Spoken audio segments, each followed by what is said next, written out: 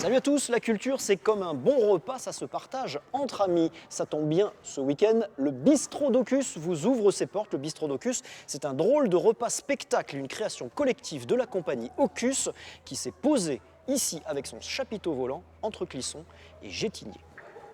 Et on va rajouter un son de tristesse, celui que vous voulez. Et on va regarder bien le public parce qu'on joue toujours pour le public. Quand elle arrive en ville, la compagnie Ocus se joue de tout et avec tout le monde. Le chapiteau volant se monte avec les habitants, les enfants, eux, montent sur scène et visitent les coulisses. Ici, ce sont les passe-plats, puisque pendant le spectacle, on mange. C'est là qu'on vient envoyer les plateaux et après, les comédiens sont des comédiens serveurs. Le chapiteau, comment c'est fait, et au début je pensais que c'était plus petit, mais en fait c'est grand et c'est beaucoup de temps à préparer. J'ai vu les coulisses et du coup je trouve que c'est beaucoup de travail.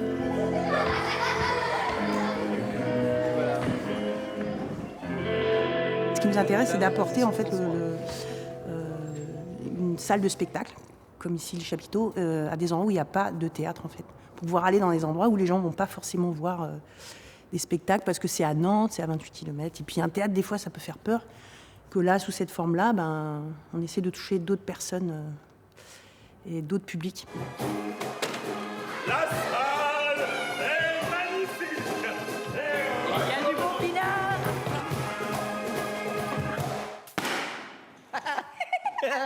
Étant donné que c'est collectif, ça prend d'autant plus de temps. C'était pas ça. Puisque c'est 3 ans de création, étape par étape, de la création des personnages jusqu'à la création du décor, parce qu'il y a vraiment un cheminement très long et en même temps très passionnant, quoi. Tu t'appelles comment? Michel. C'est pas tellement un nom de prince, ça. Le Bistrot d'Ocus, c'est le plat de résistance au menu du chapiteau volant qui essaime sa présence entre les deux communes voisines de Clisson et Gétigné, toutes proches, avec toujours l'objectif de sortir le théâtre de ses ornières habituelles. Cet après-midi, c'est l'établissement et service d'aide par le travail de Gétigné qui accueille la Reine des Pommes, un solo clownesque appétissant et nourrissant pour tout le monde. Nous, on a nos travailleurs qui sont engagés dans des démarches artistiques, donc théâtre, chorégraphie, art plastique. Et du coup, on trouve intéressant qu'ils puissent se nourrir de ça. On est sur un spectacle ouvert à tout public. Donc il va y avoir du public qui va venir à l'intérieur de l'ESAT.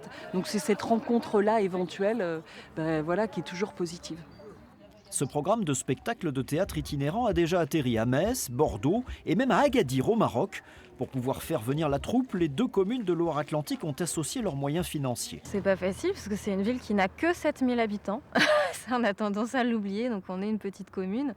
On est une commune avec un petit budget et c'est vrai que être à deux, ça permet vraiment de pouvoir accueillir des propositions plus ambitieuses et aussi d'une qualité qu'on ne pourrait pas se permettre tout seul.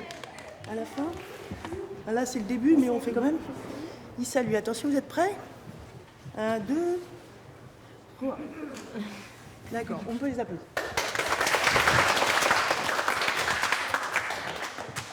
Décidément, ce week-end, Clisson, c'est le centre du monde puisque vous pouvez donc déguster un excellent repas spectacle avec la compagnie Ocus, mais également vous plonger dans les ruelles historiques de Clisson l'Italienne grâce à L'Œil du Bouillon, un festival qui dure tout ce week-end avec des spectacles, des concerts.